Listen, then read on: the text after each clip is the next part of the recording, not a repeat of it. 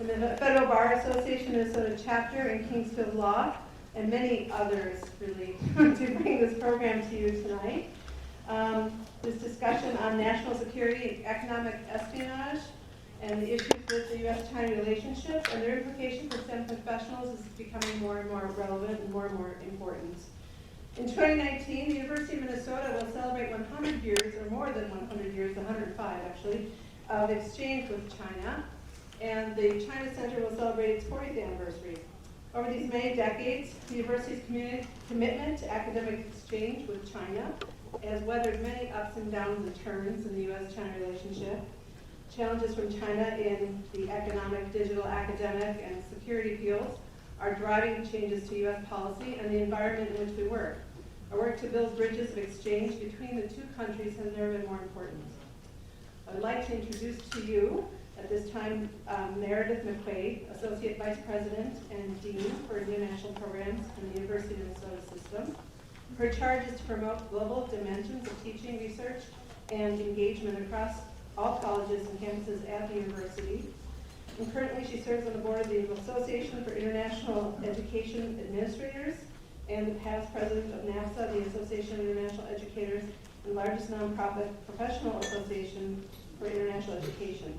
Meredith has had many interactions professionally and personally with China, and she is the leader that we all follow as we make these new horizons and bridge these current challenges. So please welcome Meredith McQuaid.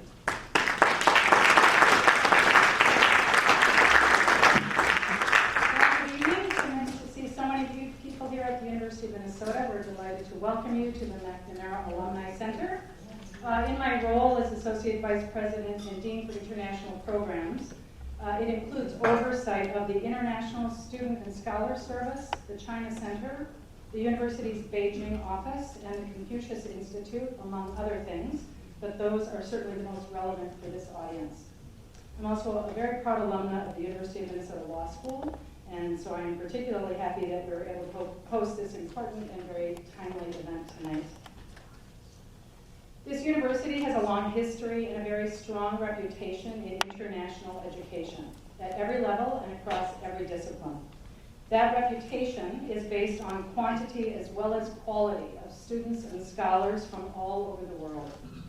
It is based on inclusion and expansion of learning abroad opportunities all over the world, and on longevity as well as creativity in providing opportunities for faculty, staff, and students to engage with and learn from cultures different from our own. In particular, as Joan has noted, we have a very long history with China, longer than almost any other public university in the United States. It began in 1914 when the first 3 students from China walked onto this campus. And as Joan noted, our China Center celebrates its 40th anniversary, which means, of course, that it was launched soon after China reopened itself to the West. And in 1980, 1 year after the opening of the China Desk, which is what it was called in those days, the University of Minnesota offered the first program in China to U.S. students at Nankai University in Tianjin. And I'm proud to say that I was one of those students, and the experience, not surprisingly, changed my life. Since that time, of course, this university's relationship with China has survived many governments, mutual misunderstandings, and global competition. And while we face new and in some ways unprecedented challenges today, we remain optimistic that the role of non-governmental institutions like the University of Minnesota can continue to promote the pursuit of global health, community outreach, capacity building, intellectual exploration, as well as peace and justice, even while our governments pursue other avenues of engagement. In the fall of 2018, the University of Minnesota welcomed almost 6,000 students from more than 130 countries. 43% of these, or just over 2,500, came from China. Their process of getting here, however, consistent with the processes of obtaining a visa to enter the U.S. from almost every country now, is more challenging and anxiety-producing than in the past. Denials are more frequent and explanations less so. This past June, the U.S. State Department shortened the length of stay for visas given to Chinese graduate students studying in several fields, including flight, robotics, and some kinds of manufacturing, thereby requiring the students to return home each summer to reapply for another visa, increasing the opportunity for admission to the country to be denied. And Chinese students, faculty, and staff are under increased suspicion of working on behalf of their government and against the interests of ours. Naturally, all of us should be concerned with protecting the safety and security of our country and ensuring that intellectual property is protected and consistent with law. But the vague and clandestine nature of the current climate is negatively impacting the experience of all students on our campus, not just the Chinese, and is creating a hostile environment for Chinese Americans, as well as Chinese faculty, scholars, and staff. It's really interesting to observe how the diplomacy, or lack thereof, between our two countries has impacted both the perception and the reality of this relationship. Some 10 years ago, we heard lots of concern around the fact that Chinese students came here, became educated, and stayed on for what some would seem to be too long. The sense that at that point there was no future for them in returning to China. Well, in 2008, China launched its 1,000 Talents program to attract skilled, well-educated Chinese individuals back to China with the offer of a good job as China's economy grew. At that point, the 1,000 Talents program was seen as a way by which we could not only engage in soft power diplomacy, but provide a route back to China for many. Today, as many of you are well aware, the 1,000 Talents program has been described as a plot by the Chinese government to facilitate the illegal and illicit transfer of U.S. technology and intellectual property. So were we wrong then? Are we wrong now? Or were we right in both assessments, which have occurred at very different times? So we operate in a very different milieu than we did 10 years ago or even 5 years ago. This university, this state, and this country has benefited greatly from the inclusion of Chinese students and scholars across the United States on all of our campuses. And the impact has been felt through the evolution of friendships, marriages, business partnerships, scientific discoveries, patents, startups, restaurants, and philosophical pursuits. I believe that the future of this planet will depend in large part on the actions and reactions of these two great countries. We need to somehow get back to a position of mutual trust and understanding. And really, perhaps that can only be accomplished through some years of distrust and misunderstanding, and through tough talk and tougher posturing. Or perhaps there is yet another way forward, a way that can be supported and facilitated by institutions like the University of Minnesota, and we hope so. Thank you for coming, and I look very forward to the discussion.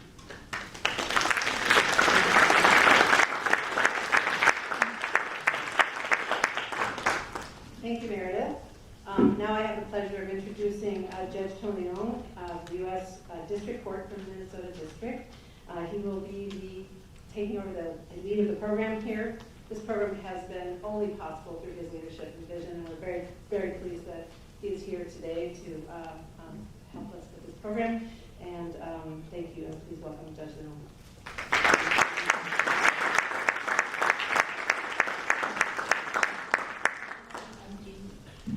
Thank you so much, Joan. And thank you, Dean McQuaid, for your support of this program. 各位嘉宾，我是梁栋宁，名州的联邦法官，非常欢迎及感谢你们来参加这个节目。我觉得非常鼓舞。 有这么多人来参加。今晚的主题是非常重要，何时宜何题。谢谢你们来参与，我希望你们能欣赏及可以学习今晚的节目。I always get nervous when I speak Chinese from Margaret Wong. She's going to correct my tone, I know it. Thank you, everyone, for being here, and I want to thank the numerous people in our helped out on this program to make it possible. To save time, however, I will refer to each person and entity on the program that made this event possible. At this time, I'd like to introduce Senior U.S. District Judge Michael J. Davis. Judge Davis sat on the U.S. Foreign Intelligence Surveillance Act Court, commonly known as the FISA Court, from 1999 to 2006. He is one of the very few judges that had that opportunity in our system. Judge Davis is a true legal pioneer. He is the first person of color to sit on the federal bench in Minnesota and the first person of color to be chief judge of the District of Minnesota. And notably, he is a graduate of Oak Creek Elementary School in East Aurora, Illinois. I mention that because that is the first elementary school that I attended when my family immigrated here to the United States. I am honored and pleased to introduce the Honorable Michael J. Davis.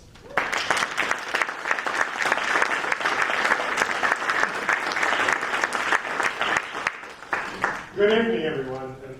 It's a pleasure to be here and to have a full house, and I'll keep my remarks brief.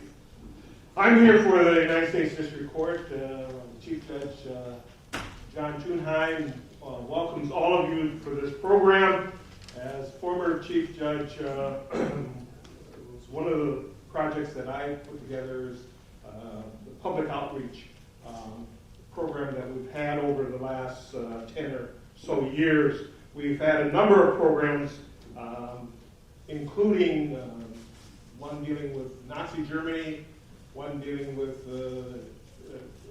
Chinese exclusion, one dealing with women in the law, and of course, Dred Scott. It's very important that we have community outreach, and Judge Donovan Frank, who is now the chair of this committee, welcomes you also. It is important that the United States District Court, the federal court, be involved in community outreach, because we want our courts to be open, to be viable, and be transparent to the public, so you can see that the rule of law really exists in the United States and is very important. Judge Leon has mentioned that I was on the Foreign Intelligence Court. I could spend hours talking to you about that, but then I would have to kill you. So I will stop there, and I welcome you on behalf of the United States District Court. And we have a great panel, and we're going to have a great discussion, and thank you for being here.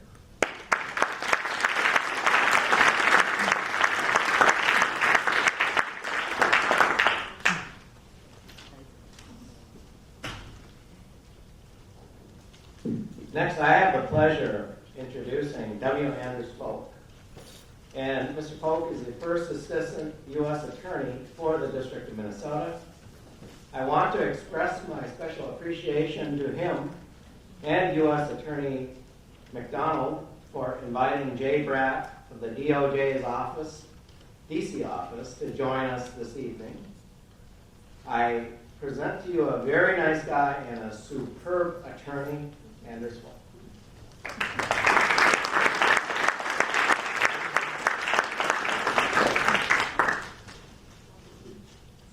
Good evening, and thank you to the University of Minnesota, the China Center, Dean Quaid, who I remember fondly from my time at the University of Minnesota Law School, to Judge Leung, to Judge Davis, and really to the Minnesota FBA that has such a proud and long history of sponsoring programs like tonight, where we take on important issues that really illuminate some of the issues that are facing both our legal community but our country as a whole. And so thank you to everybody for having us here tonight.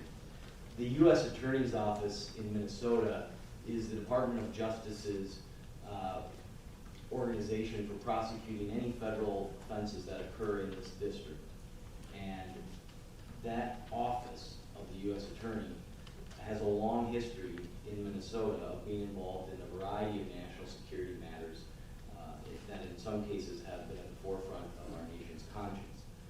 after 9/11, this district was home to a number of high-profile cases involving prosecutions of individuals involved in providing material support to Al-Qaeda. As Judge Davis knows quite well, perhaps better than anyone else in this room, other than perhaps our former U.S. Attorney, Annie Lugar, after those Al-Qaeda cases, Minnesota was at the forefront of investigations and prosecutions involving our national security, involving foreign terrorist organizations, Al-Shabaab, and later ISIS. In those cases, Minnesota was home to a number of individuals leaving the United States, providing material support in the form of their own persons to go fight on behalf of these foreign terrorist organizations that have, over time, threatened our national security. Minnesota was home to individuals raising funds to support those groups. Minnesota, unfortunately, has a long history of understanding exactly where national security and the law intersect.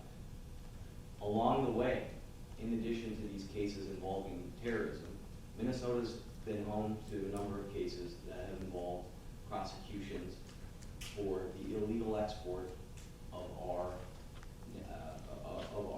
materials involving intellectual property and the very things that illuminate part of our discussion here tonight. We've had organizations that have targeted Minnesota companies to send abroad intellectual property in violation of our export control laws. Again, Minnesota is at the forefront of the issues we're talking about here tonight. Cases involving national security concerns, whether that concern is terrorism, whether that concern is espionage, whether that concern is economic espionage, have a particular ability to really highlight the contours of our Constitution. Indeed, these cases may at times produce a feeling of strain between ensuring that our national security interests are met and that this nation remains safe, and that our constitutional mandates are upheld and the rights of the accused are upheld as well. Our courts here in Minnesota and across the country, I think, have acquitted themselves extraordinarily well in resolving that strain, but it's a strain that we know is going to continue as long as we have national security concerns and as long as we have a criminal justice system that in this country is well equipped to address them.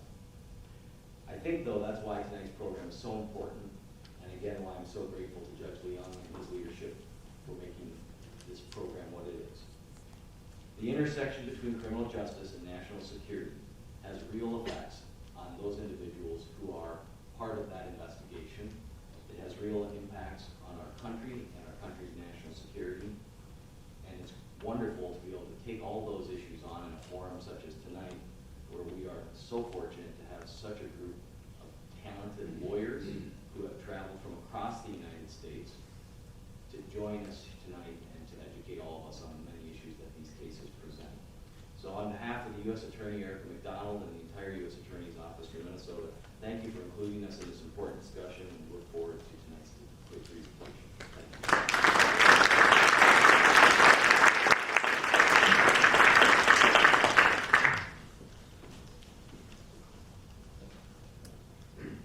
Next, I have the pleasure of introducing two members of our organizing committee, Benjamin Kwong and Chan Wong. Mr. Kwong is the managing partner of Halloran Kwong and former president of the Minnesota chapter of the National Asian Pacific American Bar Association. Mr. Wong is a partner of Kingsfield Law, one of the sponsors of this program tonight, vice chair of ABA International Legal Education, and board member of Minnesota State Board of Continuing Legal Education. Therefore, for the lawyers in here, you can get some CLE credits, and there's a number up there. And if you haven't signed up, you can sign up, I think, still outside, or go online and get credit. And that's a free credit. And I would introduce you to Mr. Kwon and Mr. Wong.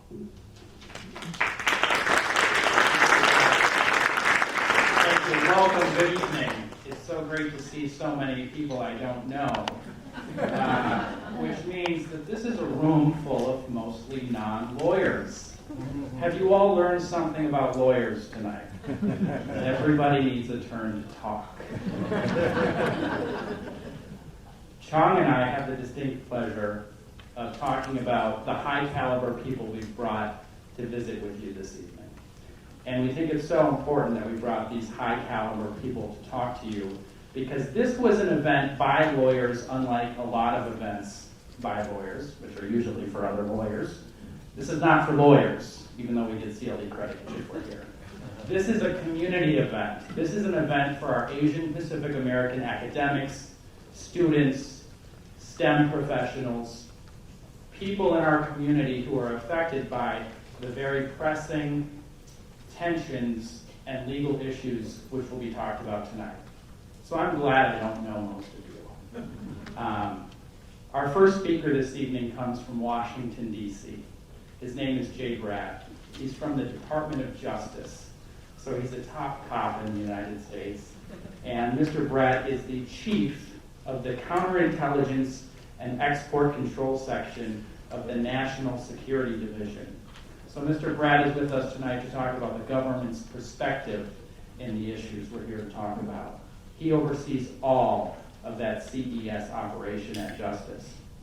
Before becoming chief, Mr. Bratt was also CES's principal deputy chief and its deputy chief for export control and sanctions. He previously served as the deputy chief of the National Security Section of the United States Attorney's Office for the District of Columbia, our nation's capital. Before that, Mr. Bratt had many years of experience as a line prosecutor in the United States Attorney's Office for the District of Columbia within the Department of Justice. Mr. Bratt is a graduate of Harvard Law School and Brandeis University. Accompanying Mr. Bratt here to Minneapolis tonight is Jason Van Tomey of the FBI.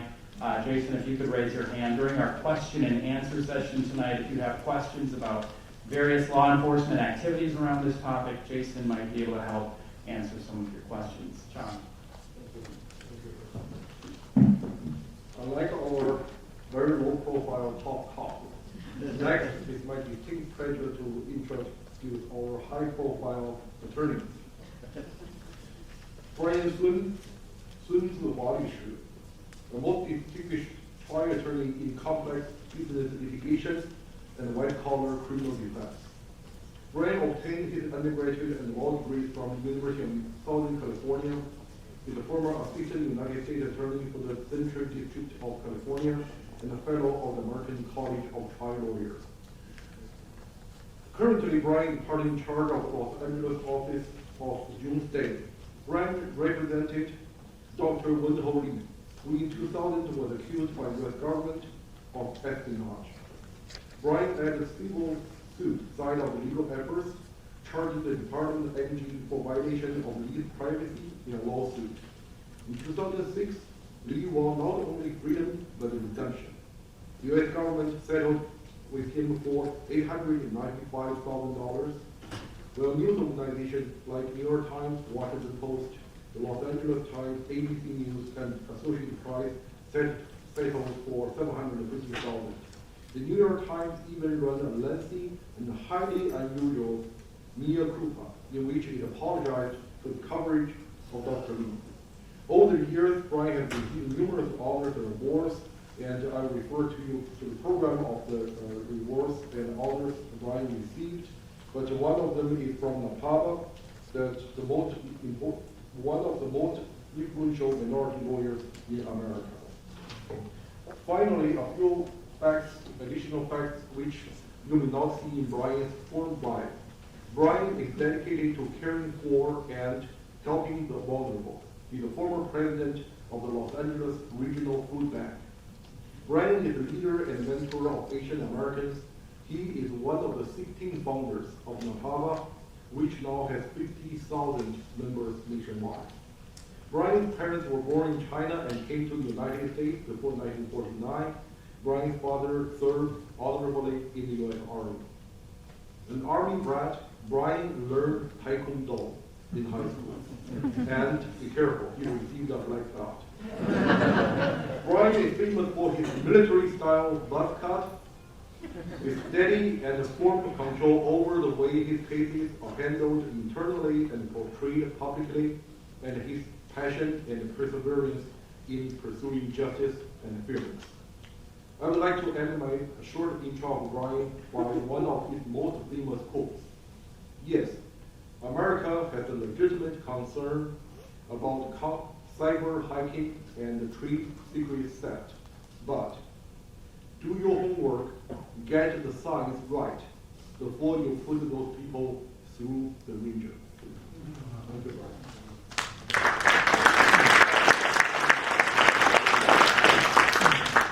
See, we have to pump these people because they're not going to pump themselves. All right?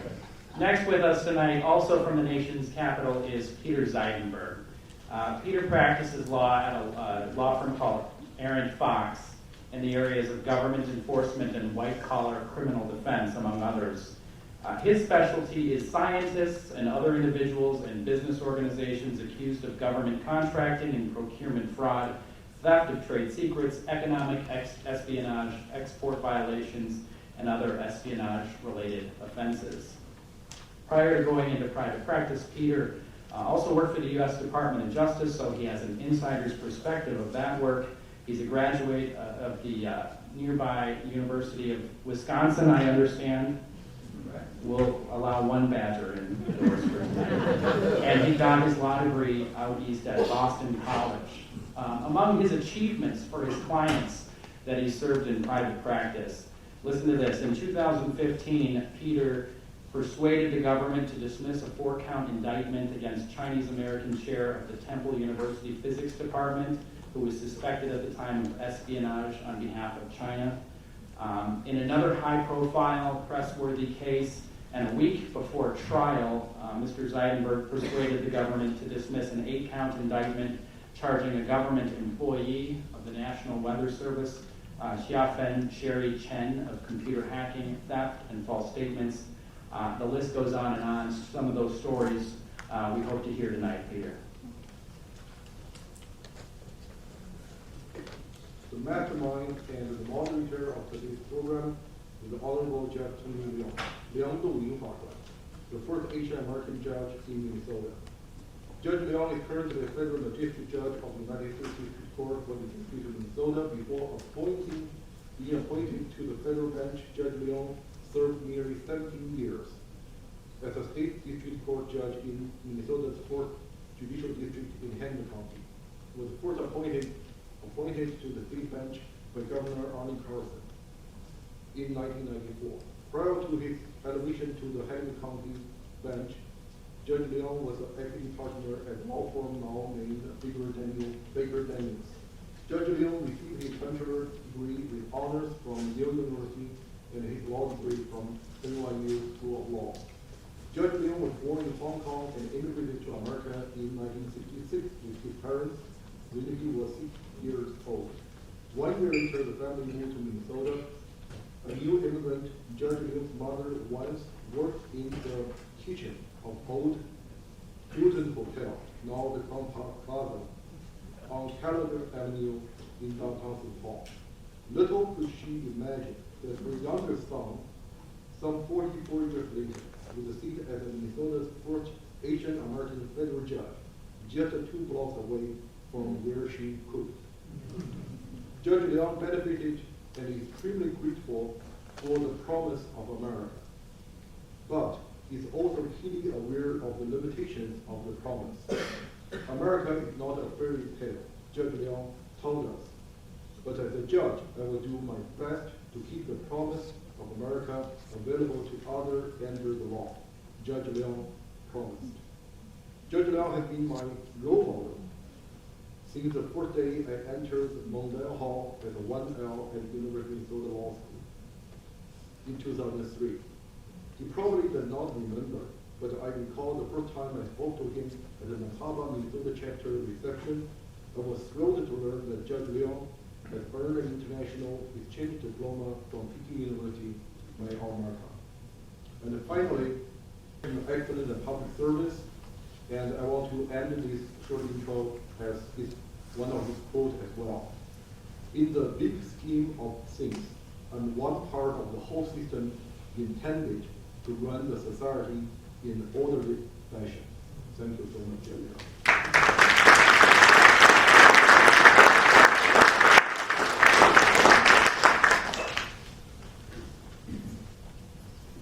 Okay, panelists, you gotta get up there and get to work. Well, thank you, Ben and Chang, for those wonderful remarks.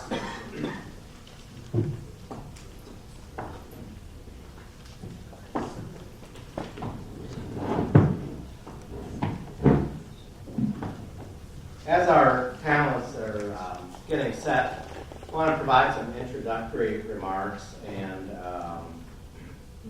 they are: history instructs that at the Battle of Crécy in 1346, the longbow started the end of the romantic dominance of the knight in shining armor as the most powerful military force in the world. Artillery and rapid-fire muskets ended the overwhelming massing of infantry that dominated the battlefield for many centuries. The Maginot Line was a folly that was quickly overrun by the German blitzkrieg from air and by armored panzers. Britannia's rule of the seas with dreadnoughts and battleships ended with a few bombs from Japanese planes at the beginning of World War II. What won World War II for the Allies were aircraft carriers and tanks, built in overwhelming numbers by vast economies, gifted with domestic natural resources and assembly line industrial productivity, and the breaking of encryption with the Enigma and Lorentz machines, and the breaking of the Japanese book ciphers before the Battle of Midway. Fission-fusion weapons have ushered in the nuclear age and mutually assured destruction. Even today, tanks, aircraft carriers, and planes, the dominant weapons of World War II, still appear to reign supreme. We all hope and long for world peace, of health, happiness, and prosperity, and of justice and equality. But what of tomorrow? Should the agonies and lessons forged in war be forgotten with the passing of the greatest generation? Will it be computers, viruses, worms, hacks, artificial intelligence, predictive analytics, satellite weapons, waves of miniature drones, or something else, or a combination of all of that, become ascendant tomorrow? How does economic might and science and technology, engineering, and mathematics play in this sobering equation? In loud counterpoint to the concerns of national security and economic espionage is the concern for racial profiling, especially of Asians and Asian Pacific Americans in this arena. China was involved in 90% of all economic espionage cases handled by the Department of Justice in the last 7 years. But concerns of racial profiling are raised by accusations such as those against Dr. Wenho Lee, who was represented by Mr. Sun, and Professor Xiaoxing Shi, and National Weather Service hydrologist Xiafeng Sherry Chen, who were represented by Peter Zeitler. Jay Bratt is the DOJ's Chief of Counterintelligence and Export Control Section of the National Security Division based in D.C. He is here to share the government's perspective. As Mr. Kwan mentioned earlier, with him in the audience this evening is Jason Van Bommey, Supervisory Special Agent from FBI headquarters, who's kindly joined us tonight. I thank both of you for being here, and at this time I'm going to turn it over to Mr. Bratt. Thank you very much.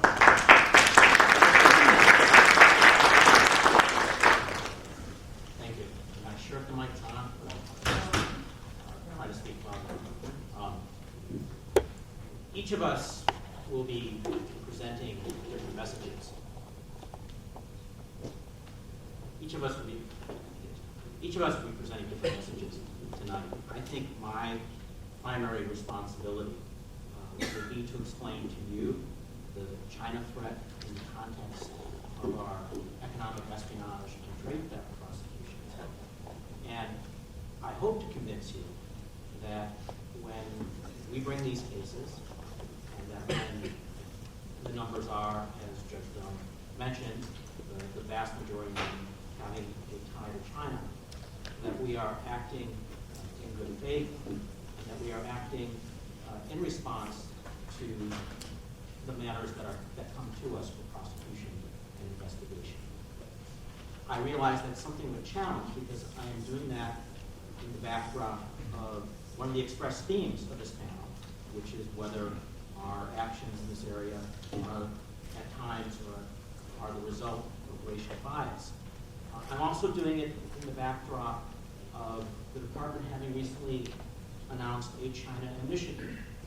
It was an initiative of the former Attorney General, but the new Attorney General also has embraced it. And that could lead some to believe that the purpose of the China initiative is to target people of Chinese ethnicity.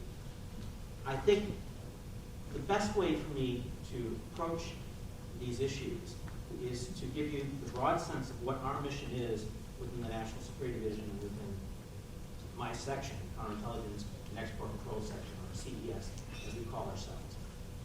Within the department, we have a sister section, the Counterterrorism section. Anders referenced a lot of the work, very good work that we do. And they're responsible for the terrorist threat, both domestic and foreign, against our country. My section's responsibility is the nation-state threat. And I think what will be important for me to do is to explain the various areas of responsibility that we have, what the nation-state threats are, and then work down to how that manifests itself in our docket or portfolio of economic espionage and trade secret theft, investigations, and prosecutions. Excuse me, Jay, maybe if you could pull the mic a little closer. Sure.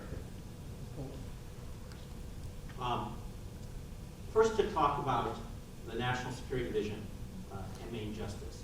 And I know here in this audience, most of the people are not lawyers, are lay people. I think even practitioners are sometimes confused by what the difference is between Main Justice or the headquarters of DOJ and the U.S. Attorney's offices. There are 93 U.S. Attorney's offices across the country in 94 different judicial districts, Guam and the Mariana Islands are combined into one.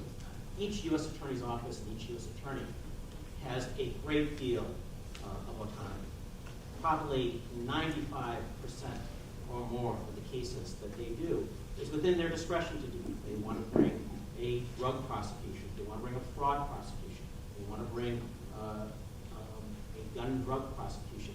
That is all within their discretion. When it comes to national security, however, things are different. They need to get our approval to bring cases in our areas of responsibility. And what we do is partner with the U.S. Attorney's offices. And we partner with many of the cases that Anders referenced, particularly the export control sanctions cases that this district has done and has done so well. Within CES, we have four main areas of responsibility. We have counterintelligence, and the counterintelligence portfolio consists of first traditional espionage, that is the transmission of national defense information to aid a foreign government. We have what we sometimes refer to as espionage light, a statute called 18 United States Code Section 951, illegal agent of a foreign government, and that received a lot of notoriety with the Russian illegals and the show of the Americans.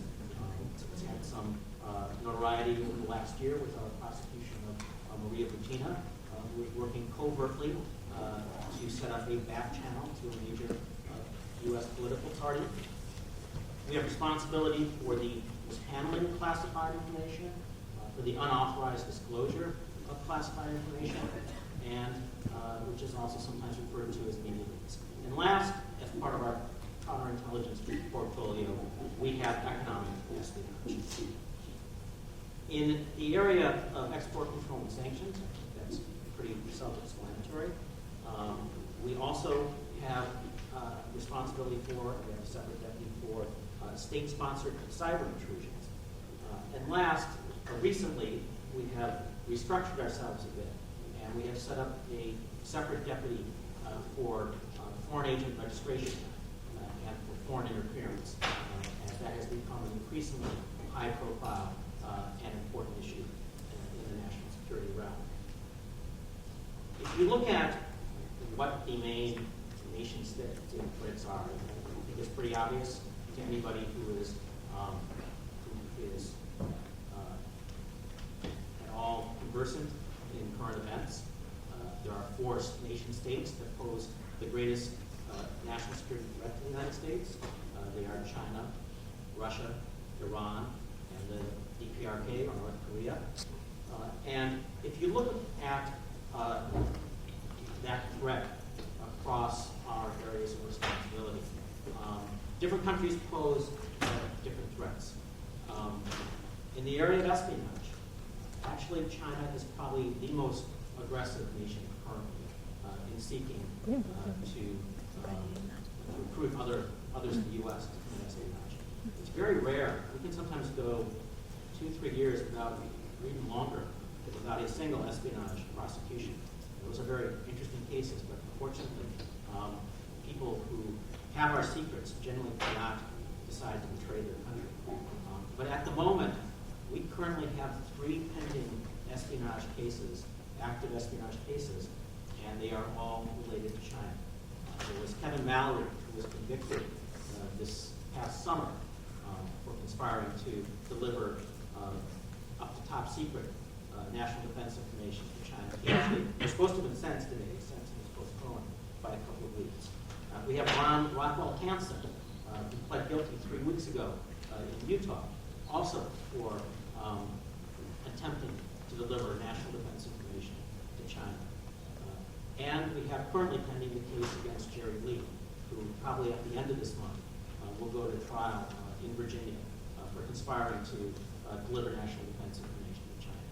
China is very aggressive in this area, particularly targeting former U.S. government clearance holders. Each of these 3 men that I just mentioned were all former members of the intelligence community. They each had fallen on hard economic times, and they were targeted and recruited by China. If you look at our export control and sanctions cases, historically, I'd say over the last probably decade, Iran makes up the greatest number of those cases. Probably 40% of our cases relate to Iran. And that really didn't even change during the JCPOA, or the Iran nuclear deal. Those cases stayed pretty constant.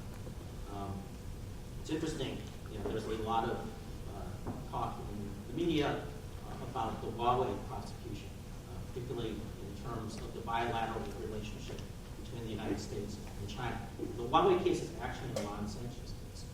The allegations in that case are that Huawei lied to its bank in order to be able to continue to process prohibited U.S. dollar transactions for its Iranian customers. It's an Iranian sanctions case. China makes up probably the 2nd largest number of our export control and sanctions prosecutions, probably about 25%, and the rest are more evenly distributed. When it comes to cyber, again, our responsibility is for state-sponsored cyber intrusions. Among the threat actor nations, that also is pretty evenly distributed. You see both Iran, China, Russia over the last year. We've probably brought an equal number of cases related to each of those countries.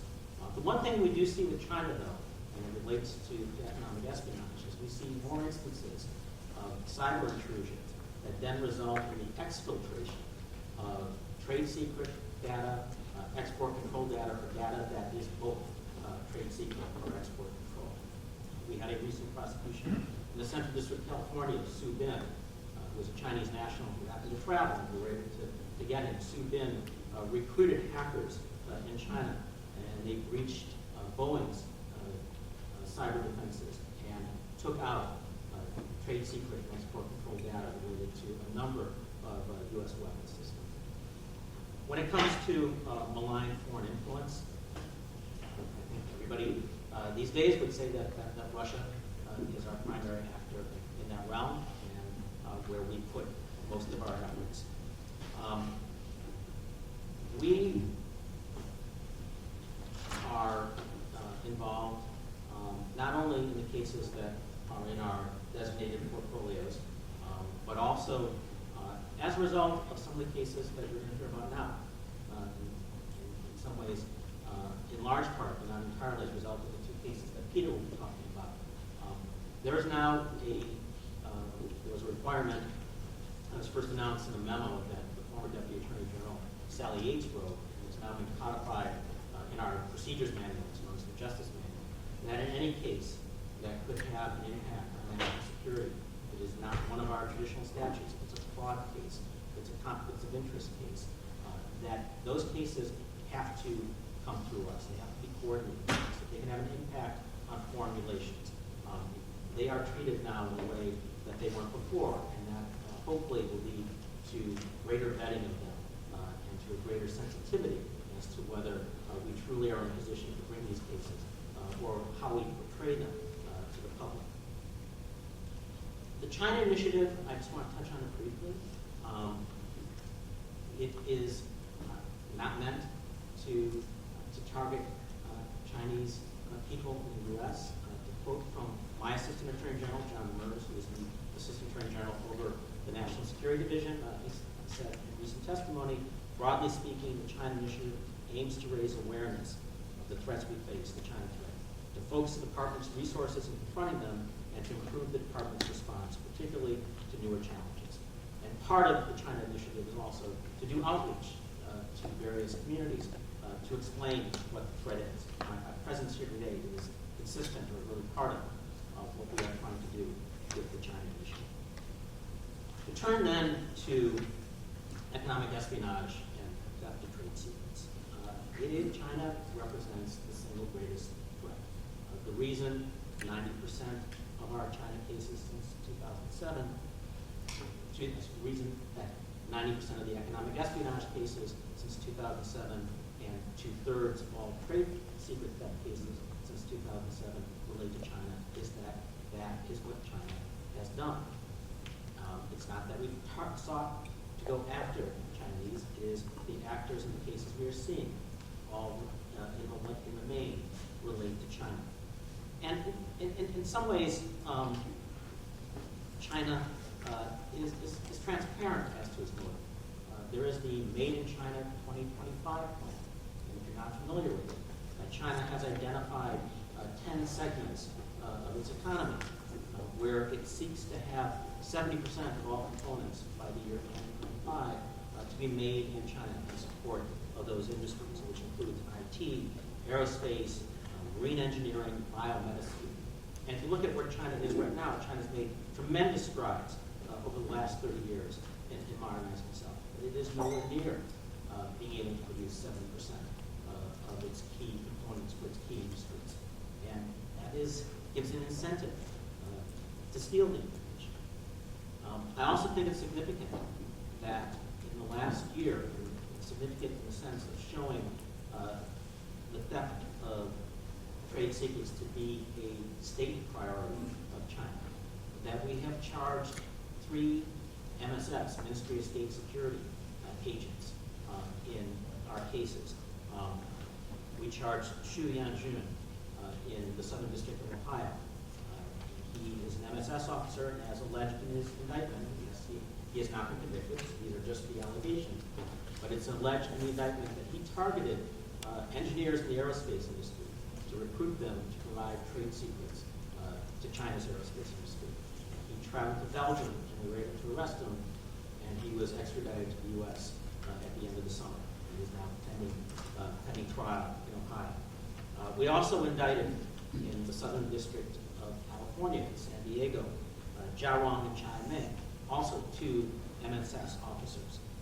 And they, like Su Bin, recruited hackers to do intrusions into aerospace firms, both U.S.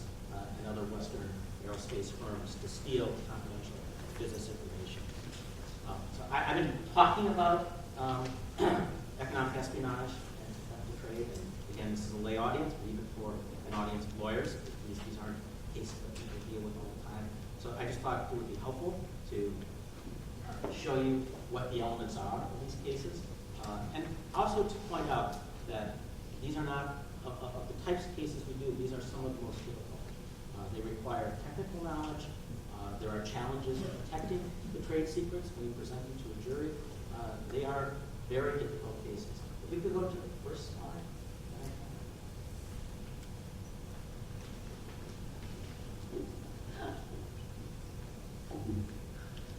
So the elements of what we have to prove each one of these by a reasonable doubt of economic espionage is that you have somebody who in some manner stole a trade secret, intending that the trade secret would benefit a foreign government, a foreign instrumentality, or a foreign agent.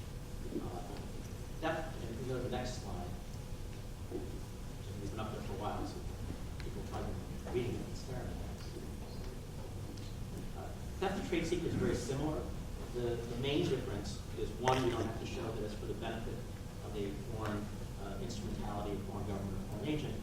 And what we do have to show is some slightly different state of mind as to whether the defendant intended to convert the trade secret to the benefit of somebody else, and that the defendant knew that by converting that trade secret would also injure the owner of the trade secret.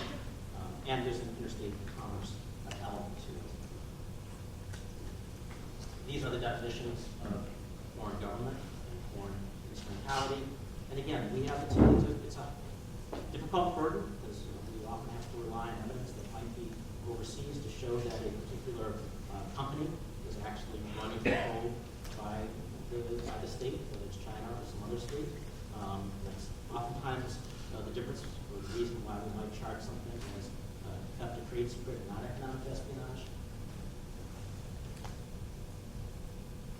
And then the other key thing to consider when charging these cases is what is a trade secret? Because it's not really defined. And as has been interpreted by the courts and from legislative history, it's really any information that the owner of has taken reasonable measures to protect. And it derives independent value of the fact that it is a secret. So the secret formula for code, that is something that has value because it's been a secret for over 100 years. Reasonable measures are the types of things that firms do to employ reasonable measures. Non-disclosure agreements, restricted access to, say, the lab was part of a plant where the work is being done. Restricted access to networks where the data is stored, or databases where the data is stored. The requirement for non-disclosure agreements. Those are all the types of things that courts have looked at to find that there have been reasonable measures. So, I said earlier that we take the cases as they come to us. We don't start off saying we are going to target particular people or particular ethnicities. And I'd just like to briefly describe 3 somewhat recent cases and how they came to us and why we brought them. So the first case I'd like to tell you about is Mo Hai Long. Mo Hai Long was a lawful permanent resident in China. He was living in the Midwest, and he was prosecuted in the Southern District of Iowa for stealing, or attempting to steal, genetically modified corn seeds that Monsanto and a company called Pioneer Hybrid had spent millions of dollars seeking to develop. So among the reasonable measures that Monsanto and Pioneer took was to, one, plant the seeds in secure fields. They contracted with farmers. They didn't tell the farmers what they were planting. The farmers just knew there were seeds there. They hired a security firm that would do patrols of the fields. And one day, in May of 2011, while the security officer was doing patrol, he saw a car parked by the side of a ditch. And in the field, on his hands and knees, in the spring, which is when the seeds are planted, that's when you would extract them, there was Mo Hai Long digging up the seeds and putting them into a bag. And when the security officer approached him, Mo Hai-long claimed he was doing research for the university, and then at some point the security officer got distracted and Mo Hai-long ran to the car and took off at a high rate of speed. The reason Mo Hai-long was investigated and prosecuted was not that he was Mo Hai-long, it's that he was the person who was trespassing into the field that was under strict control, and he tried to steal the seeds. If I had been the person digging the seeds up in the field, I would have been investigated and prosecuted. Another case, by way of example, a recent case, Wei-Chan Zhang was prosecuted in Kansas. He was an agronomist with a specialty in the production of rice seeds. And a company known as Ventrio had spent millions of dollars developing also genetically modified rice seeds. And this is kind of a genetic, whether something's genetically modified, it's sometimes be controversial. These seeds were not being developed to grow more or be pesticide resistant. They were being grown because you can extract certain proteins from them that are then used in pharmaceuticals. And among the reasonable measures that Ventria took was it kept them essentially in a vault with restricted key card access. And Mr. Zhang, Dr. Zhang, stole the seeds, and there was a visiting delegation from a Chinese crop research institute, and he gave the seeds to the delegation. And as they were leaving, some of them had the seeds hidden in their luggage. And as they went through Customs and Border Protection inspection, the seeds were found. And then when the FBI did a search warrant on Mr. Zhang's home, Dr. Zhang's home, more seeds were found in his home. He was prosecuted because he stole the seeds, because he tried to give them to the Chinese scientists who were caught as they were leaving the country. Last case example, a very recent case from Dr. Zhang, when Mo Hai-long pled guilty, Dr. Zhang went to trial and was convicted. Last case is Robert O'Rourke, was convicted in February in Chicago. He was a metallurgist. He was 59. He was not very happy in his job. He was looking to retire. And he began negotiating with a Chinese company. His specialty was the manufacturing process for continuous cast iron, which I cannot begin to describe.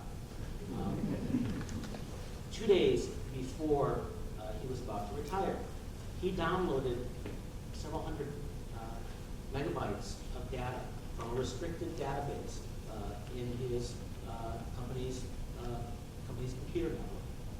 He then bought a ticket to leave for China 5 days later. As part of the reasonable measures that company took, it would routinely audit its computer systems to look for anomalous behavior. The company saw the downloading of the several hundred megabytes of trade secret data. And that is why he was arrested, and that's why he was prosecuted, and that's probably why the jury convicted him.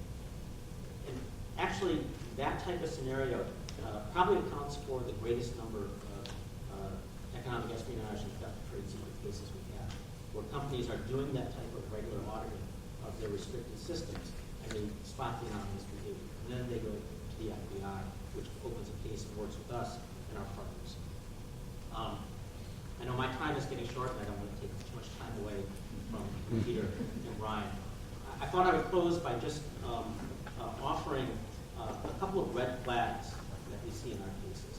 Red flags for when somebody, especially many people here who are members of the STEM professions, could be a target for Chinese recruitment. And by talking about these red flags, I certainly don't mean to imply that anybody here would make the wrong decision. What Brian's going to talk about in his presentation is being smart about things. But if you don't even want to find yourself in a situation where you might be targeted by somebody, things to look out for. And a common thread that we see in these cases, we also see them in our espionage cases, is the recruitment often begins with the offer of free travel to China. Now, for some academics, that's not unusual. But say you're an engineer and you've been toiling away at your specialty your whole life, and all of a sudden, out of nowhere, there's an invitation to travel to China free. That's a red flag. The other common thing we see in these cases is that the first ask from those who are the recruiters is not for confidential trade secret information. It'll be to do something innocuous, give a lecture on your subject, write a white paper for us. Kevin Mallory, our espionage case, the intelligence officers who eventually became his handlers, that's what they did. Write a white paper for us on something in this that you know about in this region. And that sent him down the path. And I think I'll just end by reading two of the allegations from the Shu case, the MSS officer, which talked about the efforts that he and the other MSS officers took to try to recruit those in the aerospace industry to give them trade secret data. It was further part of the conspiracy that defendant Shu and others solicited, recruited, and paid such experts to provide technical information, including trade secret information, without authorization from the aviation companies that employ the co-optees. At times, Shu and others accomplished this by targeting and recruiting co-optees to travel to China under the guise or false belief that they were traveling to China merely for an exchange of ideas or to give a presentation at a university. In reality, the presentations were for the benefit of the Chinese government. It was further part of the conspiracy that defendant Shu and others would pay the co-optees stipends, would arrange travel for, and pay expenses associated with their travel. Those are some of the red flags that we think we should look on. I know, again, our time is short. Right.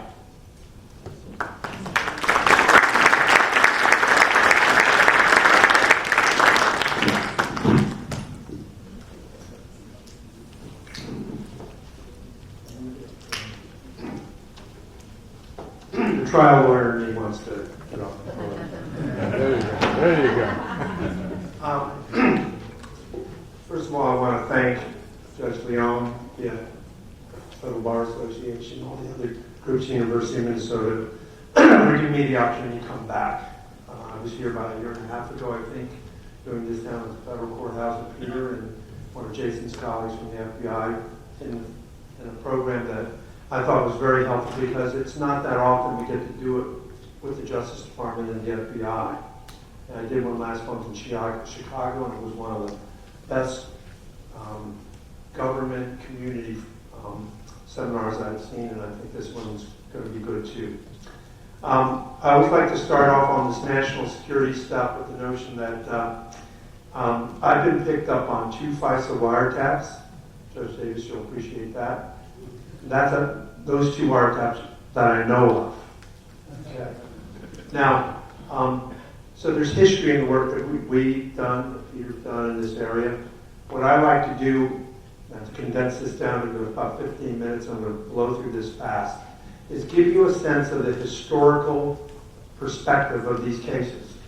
Okay? But particularly for the Chinese Americans in the audience, but for the non-Chinese Americans, I think you can get a sense of our perspective here and why we think it's important to get out here and do the educational awareness along with our counterparts and former colleagues at the DOJ. Okay? I'm a former prosecutor, and you talk about racial profiling. I used to chase Colombians and cartels, and when I was a prosecutor, I was profiling like crazy, all in the name of stopping drug trafficking. In the national security context, I hate to say it, but in this country, national security trumps racial profiling every day of the week. I can argue about this with the FBI and the DOJ, you're not going to win. Okay? And with China, some of the cases that Jay was talking about, if it's some French company that had tried to take those seeds, I don't know if they'd have a whole initiative about France trying to steal corn seeds or whatever. Okay? It's China. Okay? Let's get that straight. Okay? Now, history. Okay? What do we have here? We have media now. Everybody knows why we're here.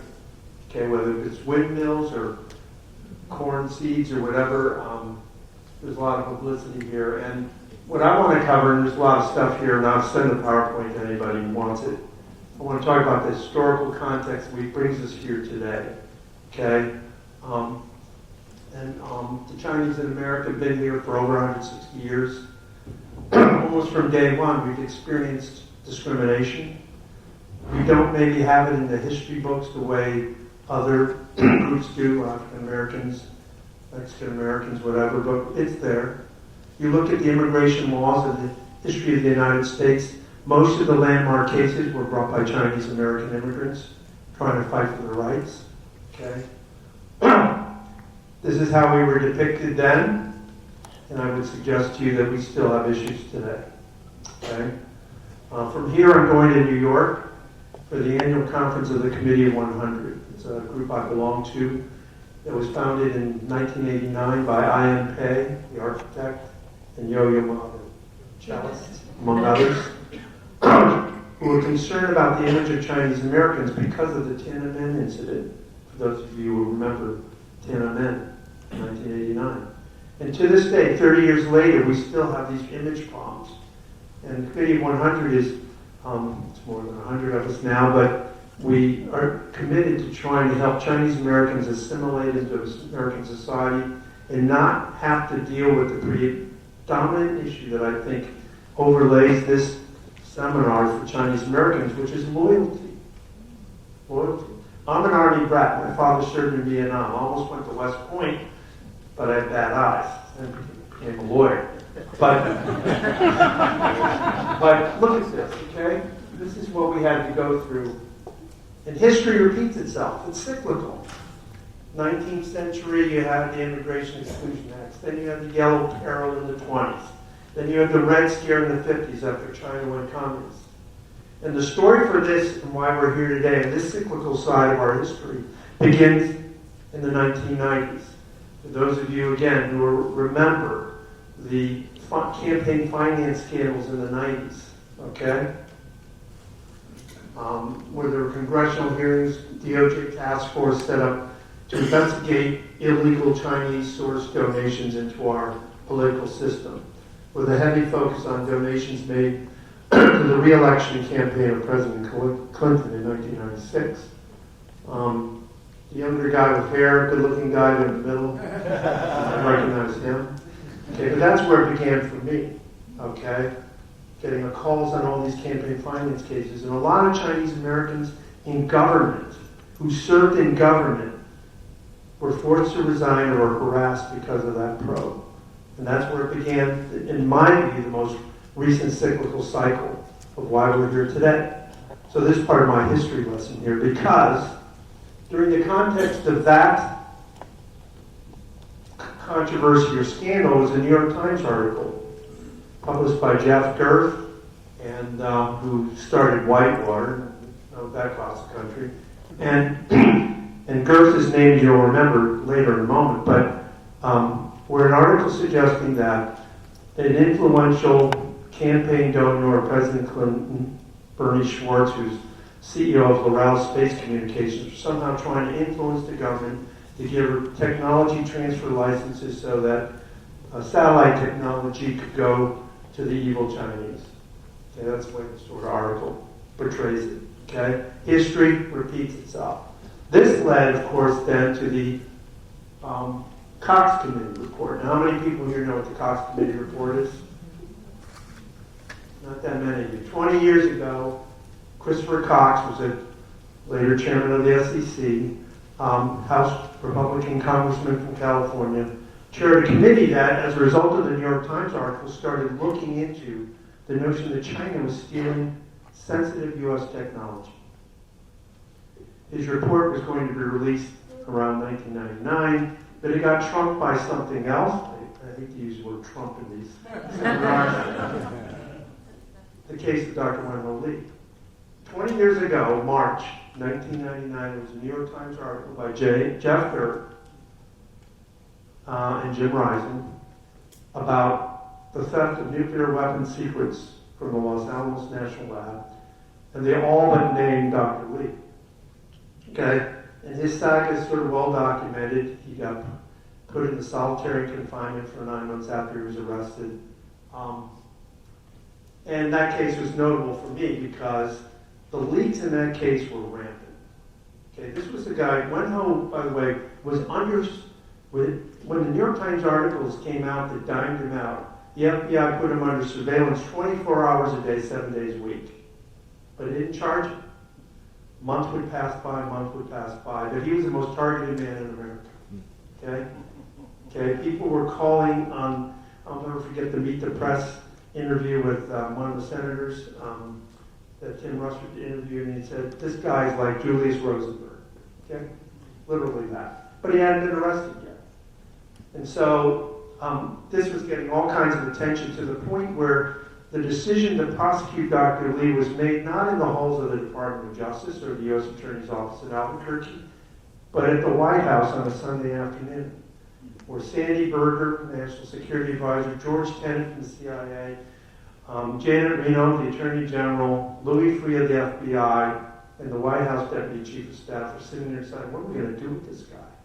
So they decided to charge him, okay? Now, before I get to the end of the case, I try to set the table because we see this same pattern, history repeating itself, okay? What is that? Is when these guys are charged, there's a lot of this China threat stuff that gets injected into these cases. There's a memorable transcript of the U.S. Attorney in Albuquerque, John Kelly, telling Judge Parker, the presiding judge, at the initial bail hearings of Wendell Lee, saying, you, Judge Parker, and the security of your wife and your daughter and your family and 280 million Americans would be put at risk if you let this man out on bail. Why? Because Chinese agents will exfiltrate him in the middle of the night and will never know what kind of damage this guy will have done to this country. Because we're talking about the crown jewels of our nuclear weapon secrets. This is the kind of shit we have to deal with. Okay?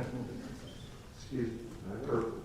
So I'm going to spare you the 9 months of motions and lawyering and all that stuff that went on. That's a whole separate seminar.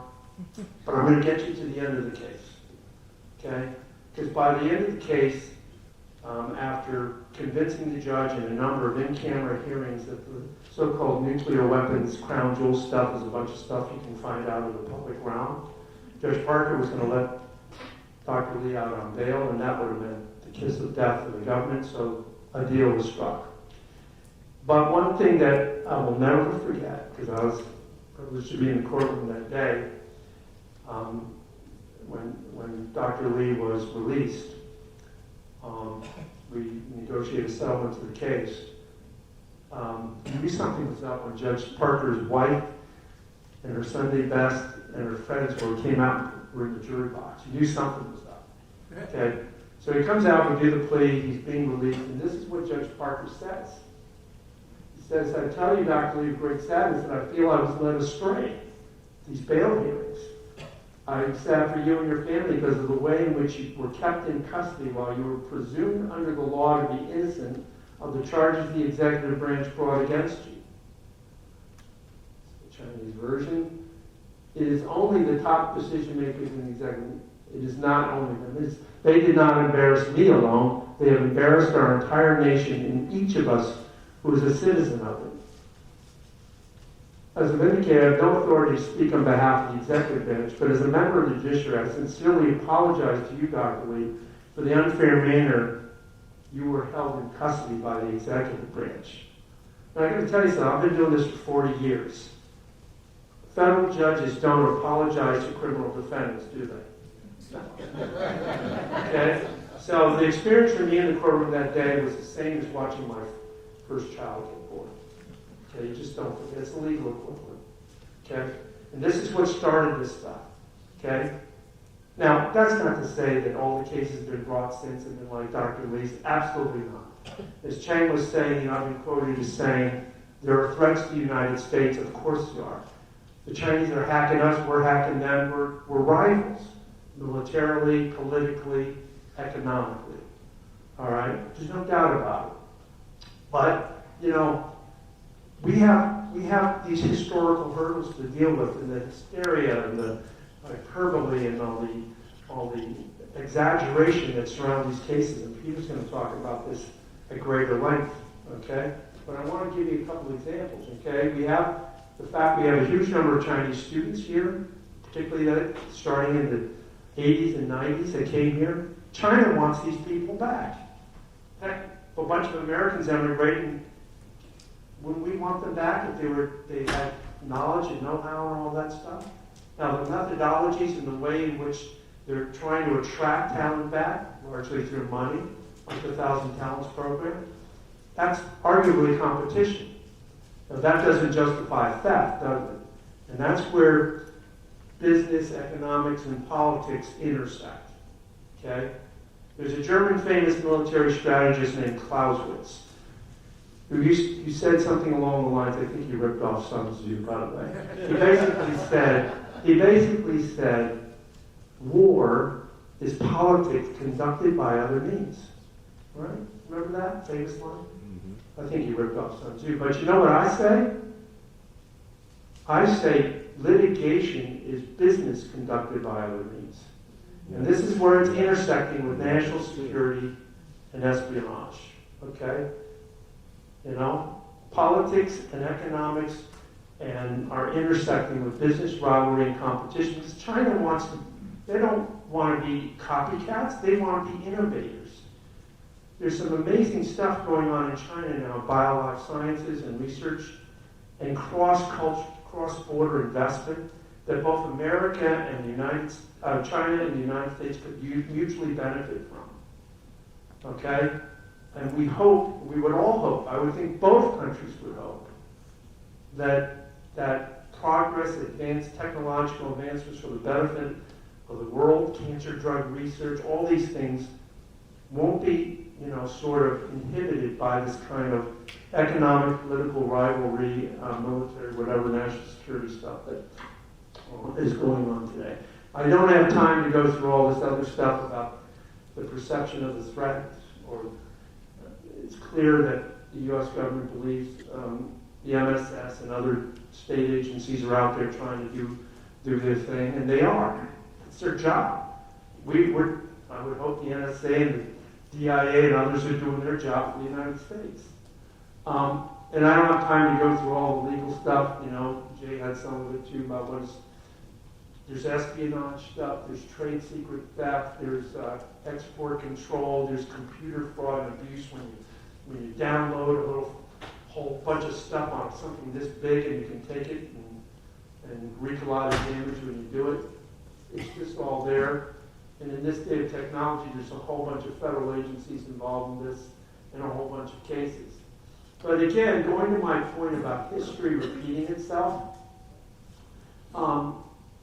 this is where I said something about just get it right. In other words, get the science right if you're going to bring these cases, okay? I go a little further. To the STEM scientists who are here, I say, don't be stupid. Because most of the people who call me from around the country about these cases have done stupid things. You get yourself in trouble, you embarrass the community, you embarrass your families, and you hurt the image of Chinese Americans in this country. Okay? We got enough issues on loyalty. I've got people in the CIA, the DIA, and the NSA, Chinese Americans, calling me up, saying that they are getting profiled now within their own agencies. Okay? And this is going to hurt America when people who are Chinese American descent can contribute to helping our counterintelligence activities or whatever it is that they do in our national security apparatus.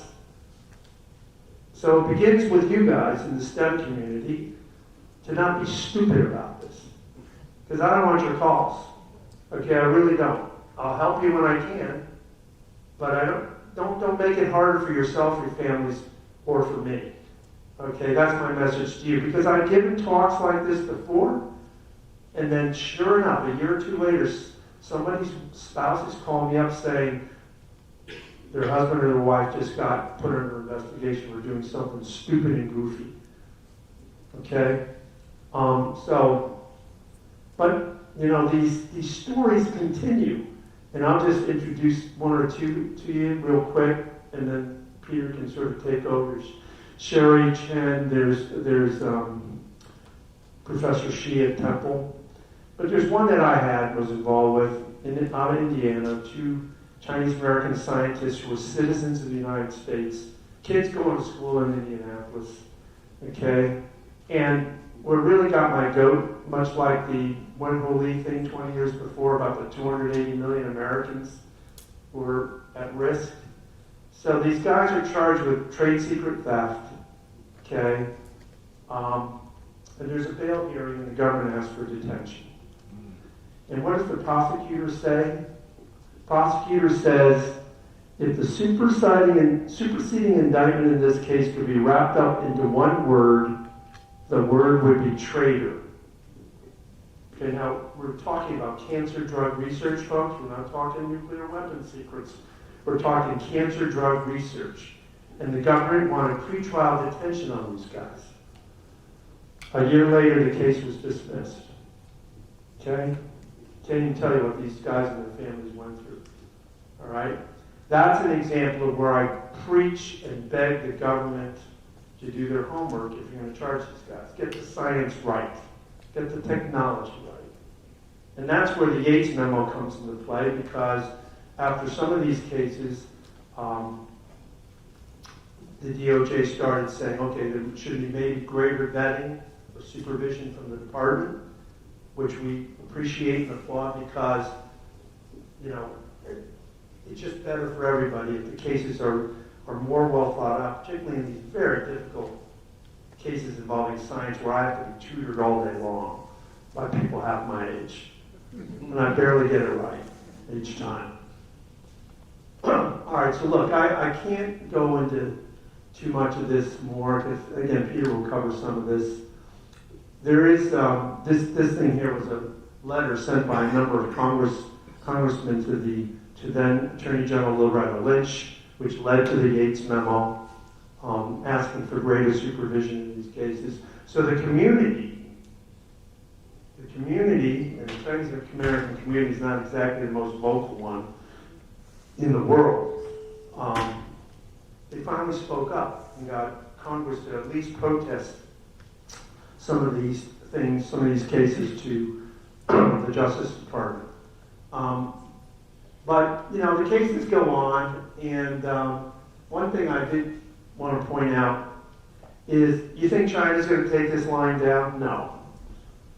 They're going to start popping Chinese Americans over there, U.S. citizens over there, expats who do business in China. It's my prediction.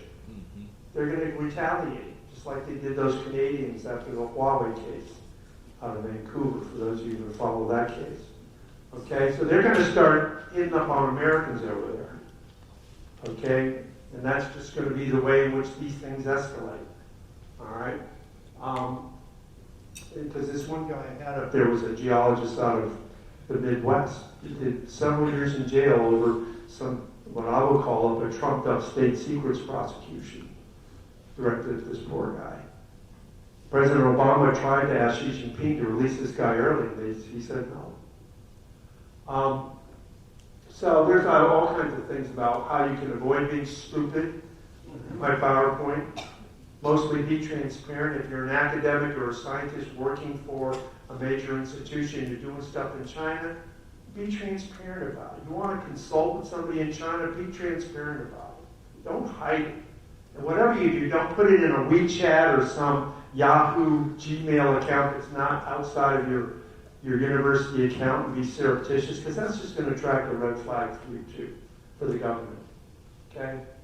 Now there's the Huawei case, which has now got all these Chinese companies hopped up. So there's going to be escalation. Okay? Chinese authorities are going to start, detaining U.S. executives when they go over there eventually. You watch. It's a prediction. Okay? And then there's the 1,000 Talents program, which, it's a Chinese government-sponsored program, and clearly is looking at 1,000 Talents scholars or grant recipients or whatever. So if any of you, I'm not going to ask the 1,000 Talents people in the audience to raise your hand because Jason's here. but the message is, don't be stupid, okay? Because you got a red T on your back, all right? And you got to be careful. We could go all night long with stuff like this, but this is a flavor of the message I'm trying to get across to people these days. And unless you think it's just Chinese Americans, one of the 2 FISA wiretaps I was picked up on was where I was representing an FBI agent who was accused of giving information to the Chinese through an asset he had an illicit relationship with, and who was working allegedly for the MSS. Okay? And again, that was one of those cases where I thought could have been handled differently by the government. It ended fine for my client, the FBI agent, but former FBI agent. But it shows you the level and stakes of these cases, because the FBI wasn't just going after the Chinese American businesswoman, they went after one of their own in that case. So one final note, this is not a partisan issue. This is a bipartisan issue. You could be a Bush, you could be Obama, you could be Trump. This is something that's going to go on in this cycle of history. And Chinese Americans need to step up and speak up about it. We're not the most vocal community in the world when it comes to civil rights and all that, but you're going to have to speak up, because your children and your children's children will face this history going forward. Thank you.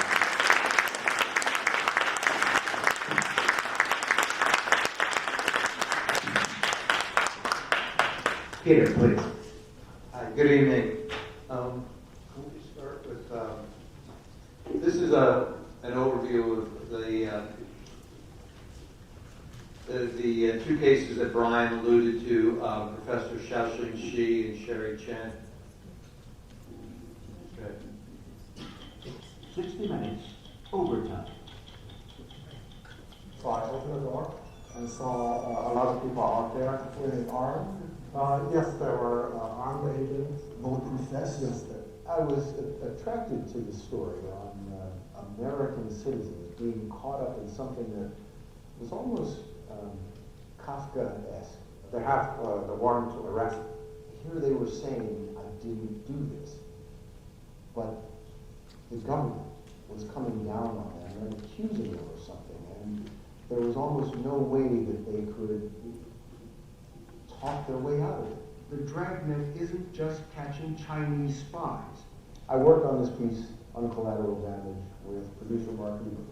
Collateral damage, it's a phrase that's normally associated with war, and the government is engaging in a war of sorts against a very real threat, which is Chinese economic espionage, stealing American trade secrets and intellectual property.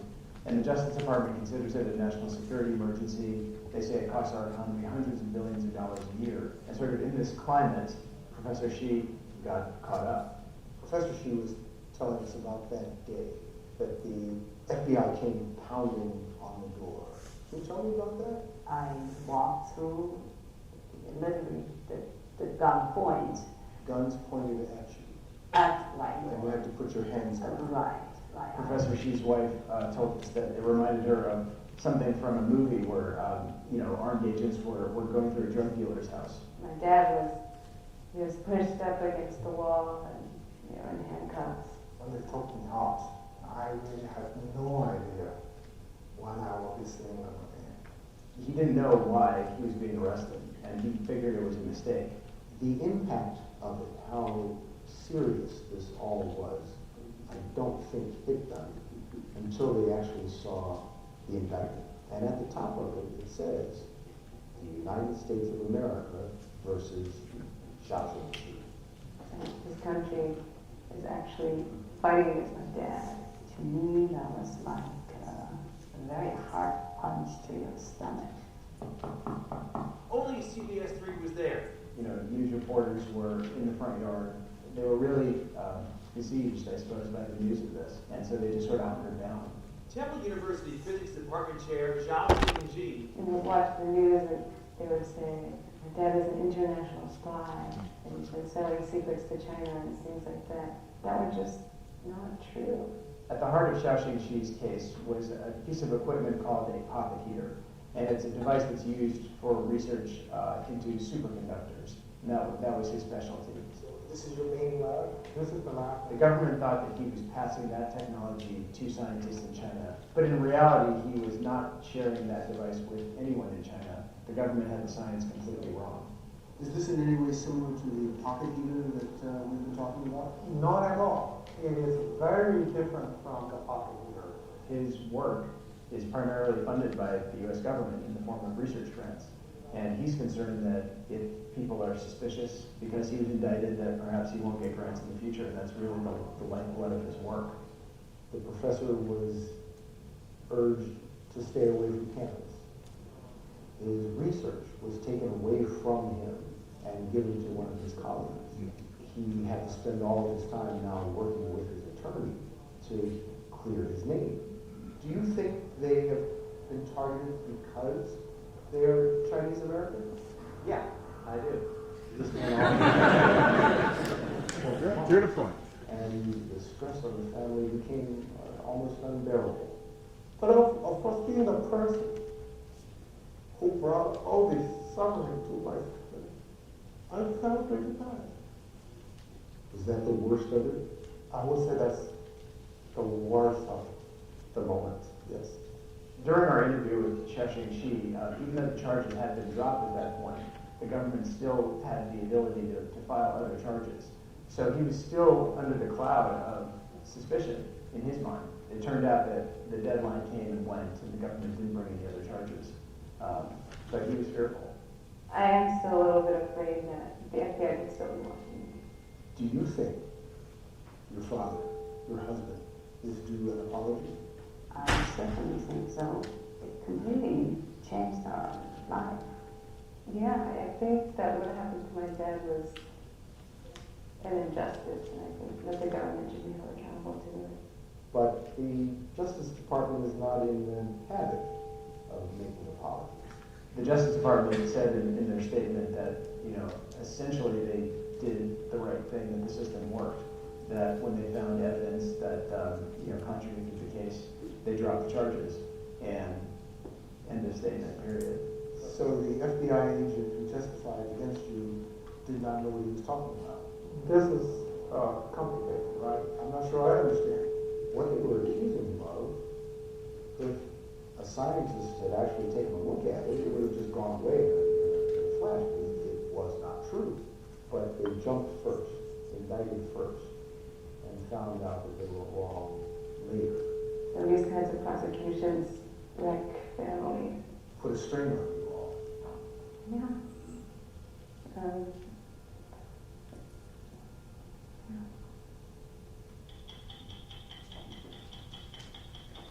So, I don't think any, certainly Brian and I would not suggest and haven't suggested that the cases, at least some of the cases that the government brings and that Jay was alluding to, are valid prosecutions, without going into specifics which ones, but and the threat that Jay talks about from China, we're not in a position, I'm speaking for myself, I'm not in a position to challenge that, and I read the same news articles and I hear the statements from our government, and I don't question that. But what I believe is almost incontrovertible is that because of that threat, there has been, unfortunately, an overreaction. And because of that overreaction, injustices like what you've seen here outlined with Professor Shi occur, and it occurs all too often. And without going into great detail, I just want to show you a couple slides regarding this so you can see what I'm talking about. We get to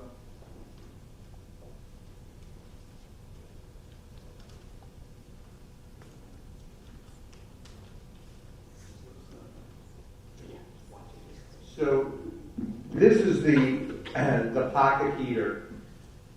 This is what the government thought that Professor Shi was sending to China, because he had there's nothing classified about it, but he had signed a non-disclosure agreement when he worked on this device, and then there was an investigation for reasons unknown. There was a FISA warrant in that case, and so a pocket heater, by the way, is makes magnesium diboride. If any of you are physicists, maybe you'll know what we're talking about. I have the barest knowledge, but it's used in superconducting. And so this is a tube heater that you saw that in the video, that Professor Shi actually invented. And you'll see they both use the word heater in their name. But other than that, they are very dissimilar. And, you know, we had scientists who explain how they work completely differently in theory, and they don't even look alike. And so we had, I think those are the key slides. So we had scientists come in and give affidavits. But my point is that only if you're really overeager to make a case, do these two devices look similar to you. And it's because of an over enthusiasm, if that's the word, to make these cases that these mistakes get made. And you know, Brian made the comment, don't be stupid, which is always a good advice wherever you are in life. But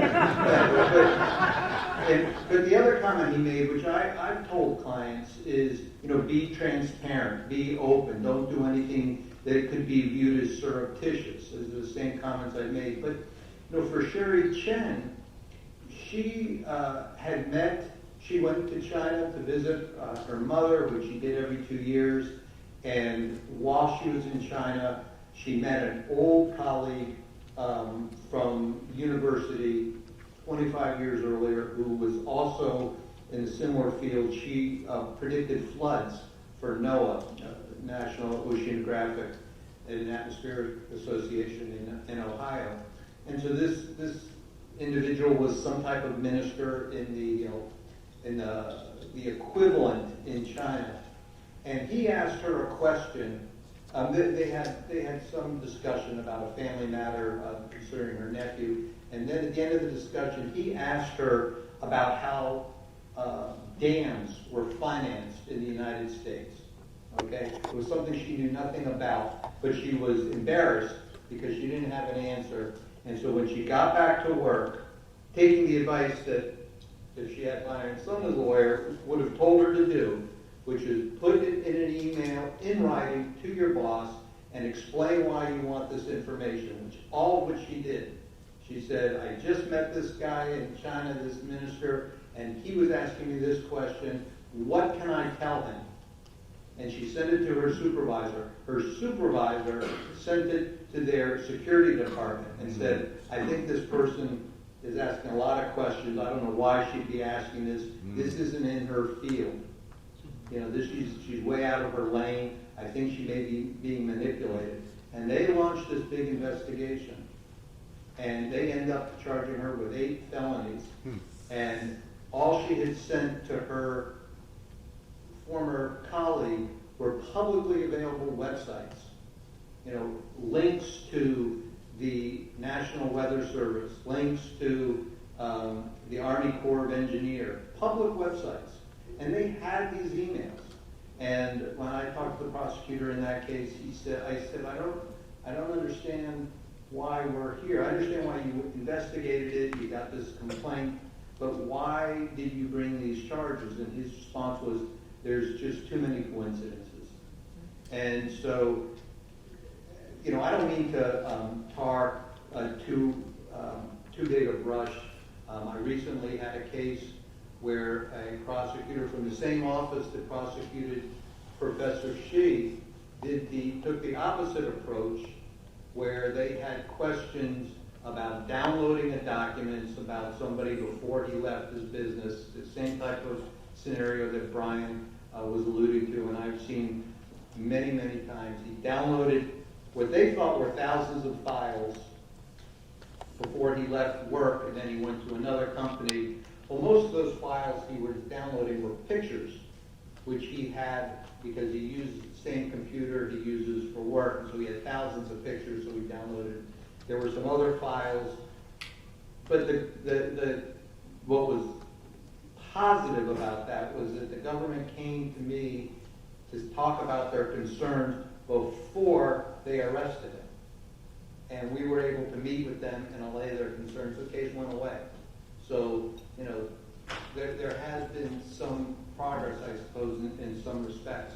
One thing that about the 1,000 Talents program, which, as far as I can see, puts a huge red target on the back of anyone who participates in it, is that our government's targeting of that so aggressively has had a very perverse consequence. As far as I can understand it, our government views the 1,000 Talents program as very sinister, and that it's meant to, again, this is just my own view of it, they view that as a way of targeting Chinese American scientists and bringing them back in the hopes that they will bring the technology with them, and I suppose along with that, trade secrets. So what has happened, because I represent, you know, all my clients, virtually all of them are Chinese American scientists, because of their involvement in the 1,000 Talents program, they get snagged, they get targeted, and they get questioned. And these are university professors, and almost all of them are just stellar qualifications, stellar academics, super high achievement. And as a consequence of this, even though they are not charged, they become convinced that their career path here in the United States is at a dead end. They are embarrassed by being questioned at schools. Their university gets subpoenas, and they see the writing on the wall. And so what do? They pick up and they move back to China. So the very thing that this prosecution or this effort is meant to thwart is actually encouraging a brain drain of the most talented people in our society, some of the most talented scientists.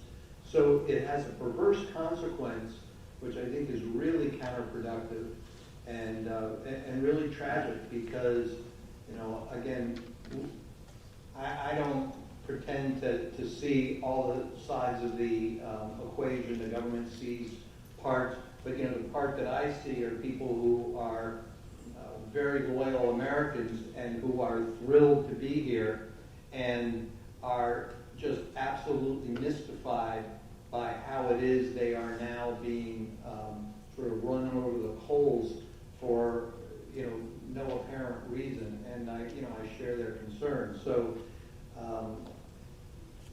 the government's got their job to do, but you know, unfortunately, I think that this has become such a priority and such a concern for the government that there are, just like the title of that 60 Minutes piece, there are collateral damages.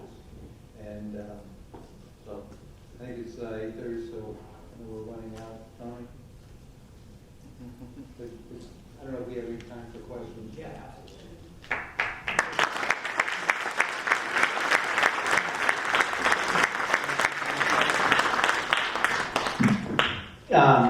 You know, folks, we're scheduled for 8:30, but I think the panelists and I are more than happy to stay a little bit over. We do have to clear out of the space, though, within a certain time. So I think we go over about 10 minutes or so, we'll probably be in good shape, and I won't get in trouble.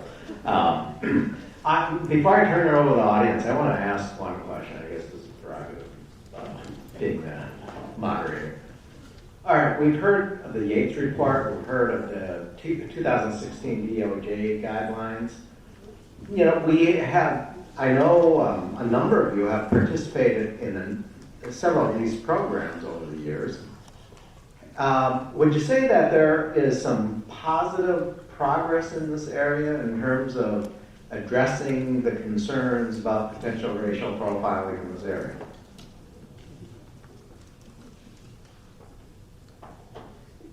Yeah, that's too Any of you? It's open question. Well, let me try first, and then maybe Jay can rebut. And I don't know if he'll be rebutting. Look, you start with the premise in the debate that the Chinese intelligence services or whatever, the MSS or whoever, are actually trying to target and obtain technology or information, some of it's military use applications, some commercial, but technology in an unlawful manner for the benefit of quote-unquote China. If you start with that premise and you accept certain things about how they go about recruiting people or obtaining this type of technology or intelligence, how can you say that then it's inappropriate to at least look at the kind of targets that the MSS might want to go after?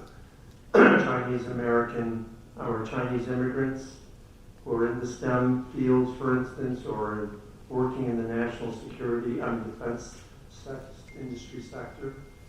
You could argue you're well within reason and logic to look at the potential targets of the quote-unquote enemy. So that's racial profiling, one could argue, and then you have to then juxtapose that against, well, they just, like in Wendell Lee's case, just because he's Chinese working in the lab, do you target him? Or do you do more before you go start getting deeper? It can go round and round and round. That's why I say, history repeats itself. With the Japanese Americans in World War II, national security trumped that. Okay, and history is going to repeat itself. But can we do better in terms of the next level, which is, before you question the loyalty of these folks, you don't prejudge and you don't rush to judgment. You do those sorts of things, you vet better, whatever it is. You get better at the job, whatever. That's where I think the discussion should go to. Realistically. Anyone else want to take a crack at that one? I think it's hard when legitimate horror stories are played out. I can't defend what went on in the case of Peter talked about. I can't defend what went on in the Wendell Lee case. I also know that personally, I have to be comfortable with what I do and what I recommend. Been a prosecutor for almost 30 years, and when I interview people who are applying to become prosecutors, the question I always ask them is, how do they feel about putting somebody in jail? The reason I ask that is the very first time I was doing the sentencing, and the defendant was there, and his family was there, and the family members were crying. This is somebody who guilty, he admitted that he had done this. There wasn't a question about whether it was guilt. It struck me as to the seriousness and how grave the responsibility we have. I can only say that I and the people I work with commit ourselves to the best of our abilities not make the types of mistakes that we've heard about.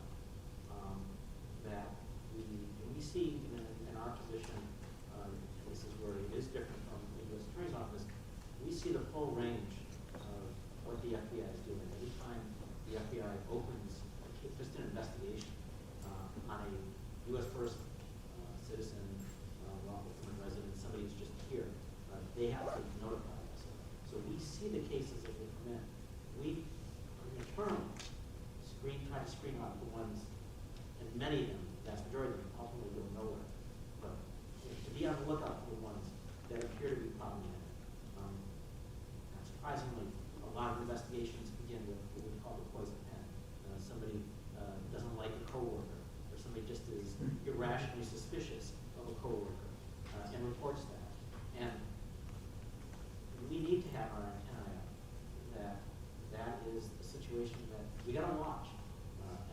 the poison pens never go anyplace. But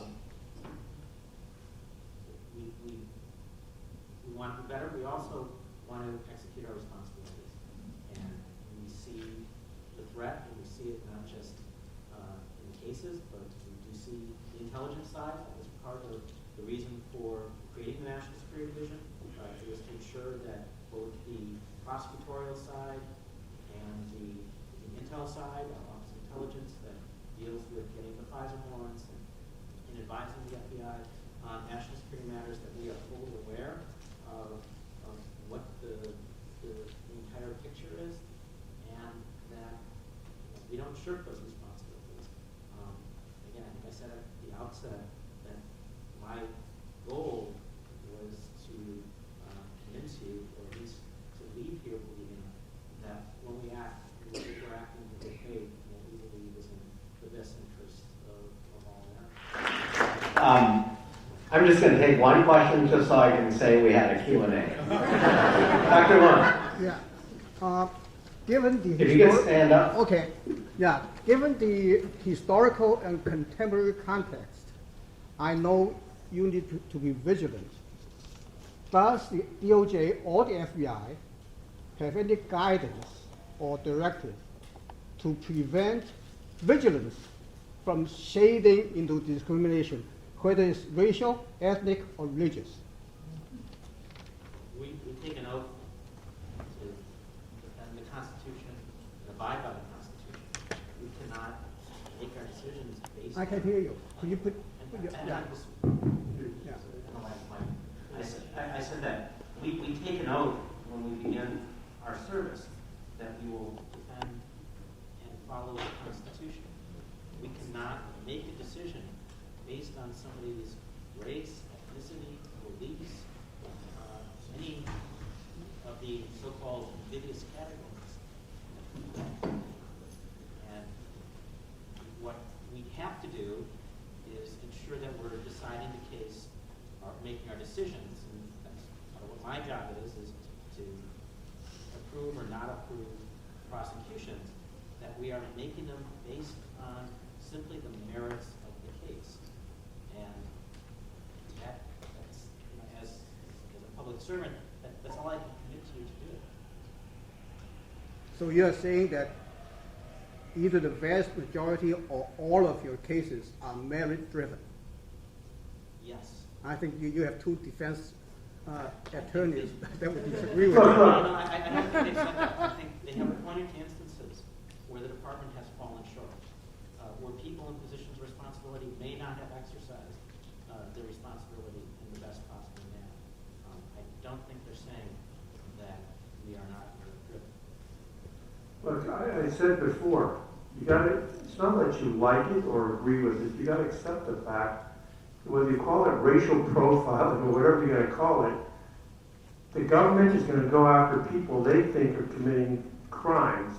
Okay, and I often tell some Chinese clients or ethnic clients, oh, it's because I'm African American or I'm Chinese or whatever, and I say, look, the U.S. government doesn't give a shit. In the sense of, they'll go after the French, the Germans, the Japanese. You know, they have. In the criminal antitrust realm, Chinese are next. But they've taken money, DOJ's taken money from all these countries and foreign companies. The Germans, Siemens, So get past that part. Embrace the fact that we have our own historical challenges. And we can do better. You know, in the Wenho Lee case, the Chinese American community ran away from Wenho Lee. They ran away from it. The only way we got some attention from the community was because my wife, she was my wife then, but she was sort of my media advisor, convinced me and the other members of the defense team to put our client on 60 Minutes with Mike Wallace, pre-indictment. Now, anybody of you who've ever done criminal law know, you don't put the biggest target in America on national TV with the biggest ambush journalist in the history of television.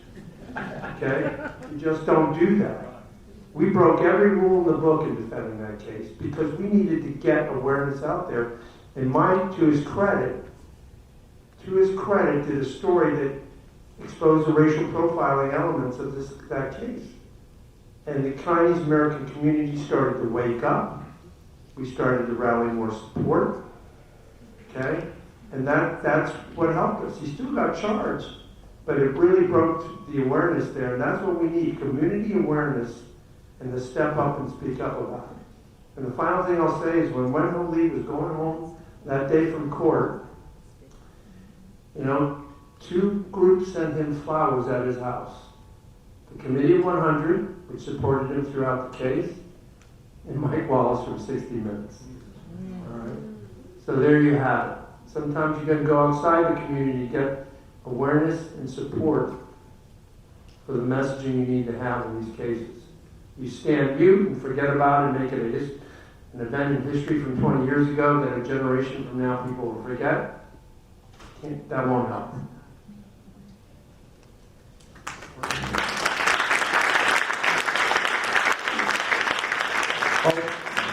Thank you all for being here. You people are going to be the ambassadors of the topic that we are discussing here, and I hope you talk about it with your neighbors and your friends. Thank you so much, everybody, and good evening.